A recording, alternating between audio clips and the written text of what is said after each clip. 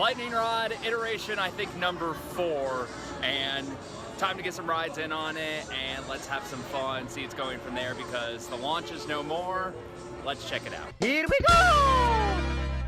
After several rides in on the new version of Lightning Rod, whatever version we're at now, it's going to take some time to get used to that point of the ride where you're like, okay, here's where the launch kicks in. Oh no, we're still going slowly up this chain lift.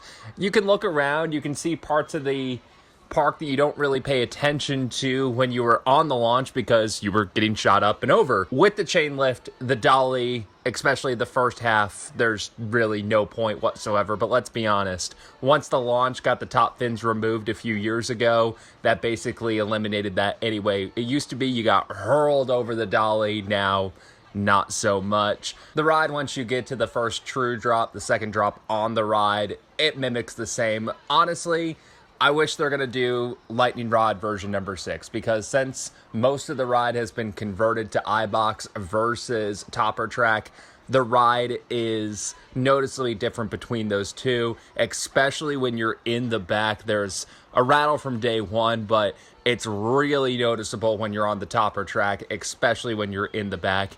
And we've done so many changes to it already. Let's just make it one more change and make it all iBox. It's still a very good ride, but nothing compared to what it once was, and it is going to take some time getting used to no launch.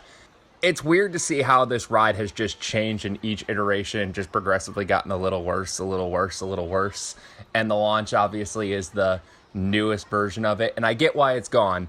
The benefit is the entire time I was at Dollywood, it was only down once, and it was for like half an hour. So it's very, very reliable, particularly compared to what it was. Hopefully it stays that way, and a little less of an attraction if it's far more reliable. I think in the long run, that's worth it. Thanks for watching, and a like and subscribe, always appreciated.